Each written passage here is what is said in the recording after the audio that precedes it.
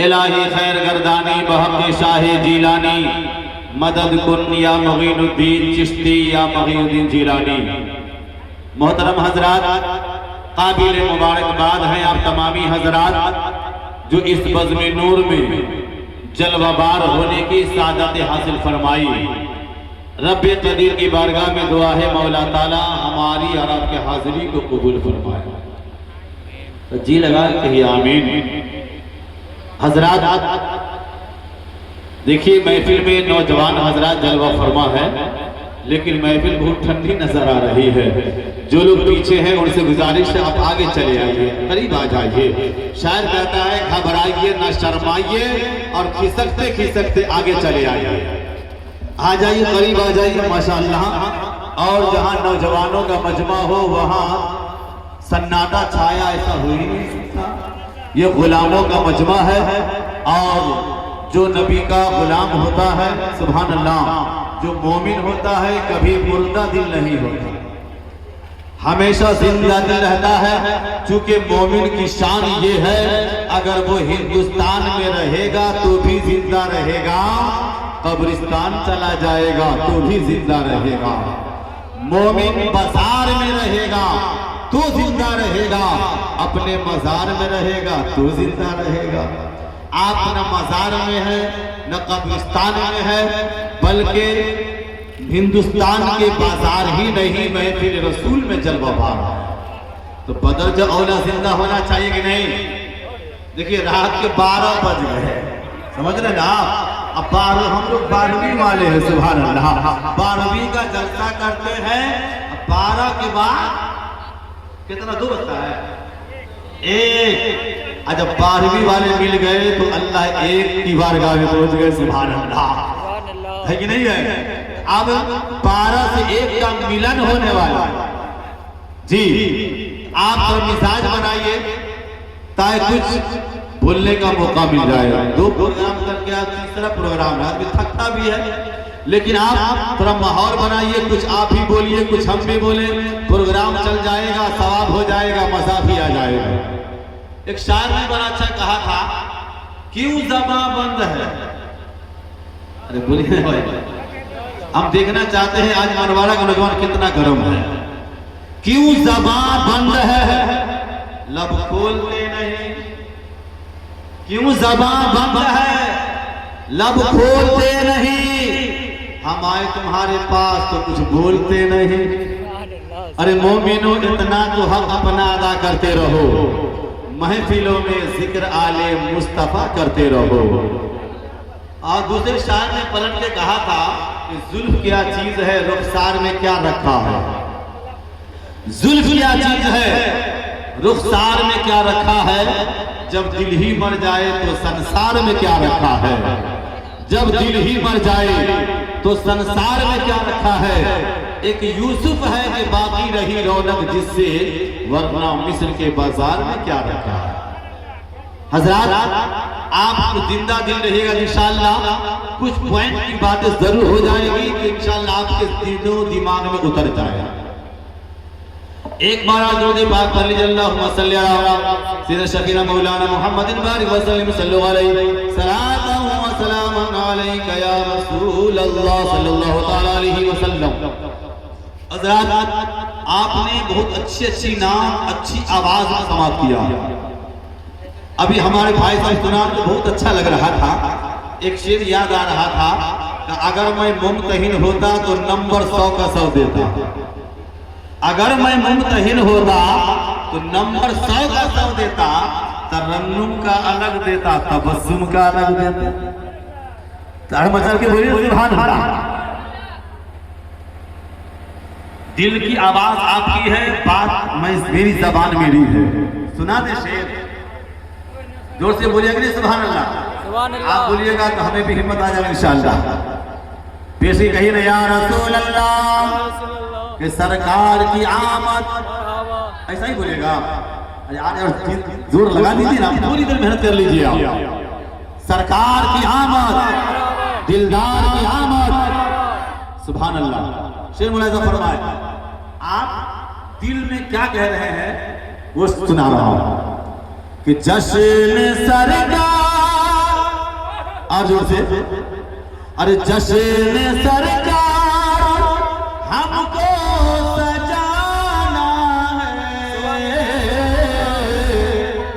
जश्न सरकार हमको सजाना है, जान मेरी रहे या चली जाए, जान मेरी रहे या चली जाए, जाम रहमत का, अरे जाम रहमत का सबको पिलाना है, जान मेरी रहे या चली जाए, जान मेरी रहे या चली जाए। हज़रात शेर तो बहुत है लेकिन नाथखानी नहीं करना है, मतलब बोले सुभान अल्लाह। शायर कहता है जलवों को बेहिजाब मदीने में रख दिया, जलवों को बेहिजाब मदीने में रख दिया, एक नूर का नकाब मदीने में रख दिया, जलवों का आफताब मदीने में रख दिया, एक नूर का नकाब मदीने में रख दिया, जिसकी महक से सारा जहां फैज़याब है, जिसकी महक से सारा जहां फैज़याब है, अरे खालिक ने वो गुलाब मदीने में रख दिया, खालिक ने वो गुलाब मदीने में रख दिया, रहमत की चांदनी को जहां में बिखेर कर, रहमत की चांदनी को जहां में बिखेर कर, कौनैन का शबाब मदीने में रख दिया, कौनैन का शबाब मदीने में रख दिया। हज़रत रब ने फरमाया क़द जाअकुम मिनल्लाहि नूरुन व किताबुम मुबीन। इसका तर्जमा ये है, रब फरमाता है तहक़ीक़ के तुम्हारे पास अल्लाह के जानिब से एक नूर आया और किताब मुबीन। नूर से मुराद हमारे सरकार हैं, किताब मुबीन से मुराद कुरान पाक है। आज थोड़े वक्तों में बहुत मसाइल का हल आपको इंशाअल्लाह मिल जाएगा। ज़हन को जोर दें, आप गौर करें, इधर उधर देखने की जरूरत नहीं है। निगाह बहकती है तो दिल बहक जाता है, निगाहें बदल गई तो नजारा बदल गया, और देखा जमाने को तो इरादा बदल गया। कहा सब लोग जिधर हैं उधर देख रहे हैं, अरे हम देखने वालों की नजर देख रहे हैं, हम आप ही को देखते हैं, आप मुझे देखिए, इंशाअल्लाह काम चल जाए। आप और मेरे मुसलमानों, इस आयत करीमा को आयत मिलाद कहा जाता है। क्या कहा जाता है? आयत मिलाद। उलमाए किराम आयत नूर भी कहते हैं, आयत मिलाद। अब मिलाद का माना क्या है? मिलाद का माना नबी की पैदाइश, और नबी के पैदाइश का माना मिलाद। जिस जलसा में, जिस मजमा में नबी के विलादत का जिक्र हो जाए, पैदाइश का चर्चा हो जाए, उसी महफिल का नाम मिलाद है। तो मिलाद को समझने से पहले आप, मिलाद क्या है? नबी की पैदाइश का माना मिलाद, मिलाद का माना नबी की पैदाइश। जिस जलसा में नबी के विलादत का, पैदाइश का चर्चा हो जाए, उसी महफिल का नाम मिलाद। जब रब ने फरमाया तहकीक के तुम्हारे पास अल्लाह के जानिब से एक नूर आया, इस आयत करीमा में मेरे नबी के विलादत का चर्चा हो रहा है, मिला नबी के विलादत का जिक्र हो रहा है। इस आयत करीमा को आयत मिलाद कहा जाता। बोलिए क्या कहा जाता? आयत मिलाद।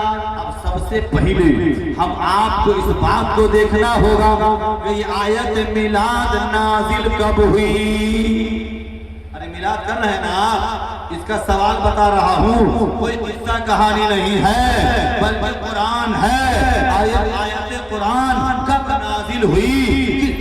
पे जब तक इसका पसे मंजर न समझा जाए, जब तक इस बात को न जान लिया जाए, इसका ज़हन में मफहूम समझ में नहीं आएगा। याद करीमा नाज़िल का हजरत जिब्रील अलैहिस्सलाम नबी की बारगाह में कब लेकर आए, तो तफसीरों के हवाले से पता चलता है कि मेरे उम्र के आखिरी हिस्से में हज बैतुल्लाह को जा। मेरे आका की उम्र शरीफ 7 साल से ज्यादा हो चुकी थी, 63 साल की उम्र है और हज बैतुल्लाह को जा रहे हैं। तन्हा नहीं बल्कि 1,24,000 सहाबा का पीछे पीछे मजमा है। 1,24,000 का मजमा मेरे आका हज के लिए जा रहे हैं। अब ऐसे आलम में हज बर्फ़ कदीर में बुलबुले सिदरा से फरमाया, बुलबुले सिदरा, सिदरा पे बैठने की जरूरत नहीं है, मेरा महबूब नबी के गुलाम हज बैतुल्लाह को जा रहे हैं। ऐसा करो आयत मिलाद ले जाओ, मेरे मुस्तफा को सुना दो। हजरत जिब्रील अमीन आयत मिलाद लेकर आए, मेरे मुस्तफा को सुना दिया। मेरे मुस्तफा ने 1,24,000 सहाबा को सुना दिया। तो मिलाद पढ़ना किसकी सुन्ना?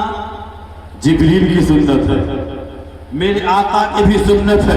ये आयत मिलाद जिब्रील ने नबी को सुना दिया, मेरे मुस्तफा ने सहाबा को सुना दिया, तो मेरे आका की सुन्नत भी है। अब मिलाद सुन लेना सहाबी रसूल की सुन्नत है।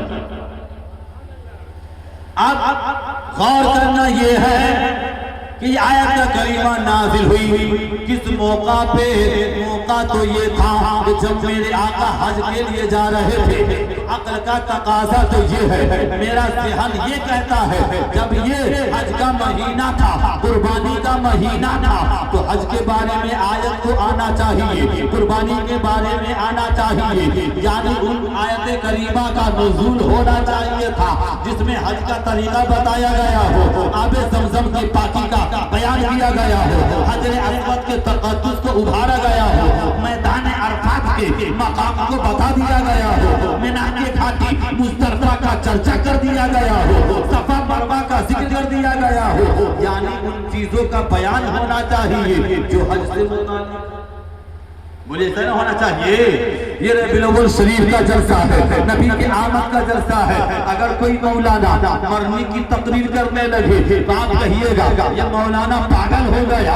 नबी की आमद का जलसा है, रबीउल अव्वल का जलसा है, मरने की बात कर रहा है, या किसी शादी के महफिल में मरने की बात हो जाए, या किसी मौत की महफिल में शादी की तकरीर हो जाए, आप कहिएगा मौलाना दिमाग नहीं ठीक है, ये शादी की महफिल है, मौत की तकरीर काहे करते हैं, मौत की महफिल है, शादी की तकरीर काहे करते हैं। जैसा मौजू वैसी तकरीर होनी चाहिए, यही ना होना चाहिए। जब ये हज का महीना था, कुर्बानी का महीना था, तो हमने कहा मौला तूने हज के बारे में आयत को नहीं भेजा, कुर्बानी के बारे में आयत को नहीं भेजा। हज के मौका पर हज से पहले आयत मिलाद काहे भेज दिया? सवाल है कि नहीं भाई? अब सुन्नी मुसलमान है टिकी से माशाअल्लाह, इस बात को ध्यान में नोट कर लीजिए, आप किसी को जवाब दे सकते हैं। अल्लाहु अकबर। हमने कहा मौला ताला हज के महीना में मिलाद को भेजा, कुर्बानी के महीना में मिलाद को भेजा। रब ने फरमाया मुसलमानों सुनो, अगर नबी की पैदाइश न होती, नबी की मिलाद न होती, हज नहीं मिलता, कुरान नहीं मिलता, रमजान नहीं मिलता, ईमान नहीं मिलता, ज़कात नहीं मिलती, न आसमान का शमियाना लगाता, न जमीन का बिछौना बिछाता, न आसमान में चांदो सूरज के चिराग को जलाता, लमा अज़हर को रबूबिय्या, यहाँ तक के अपने रब होने का ऐलान भी नहीं करता। तो रब ने कहा सुनो, मिलाद पढ़ो पहले, हज करना बाद में।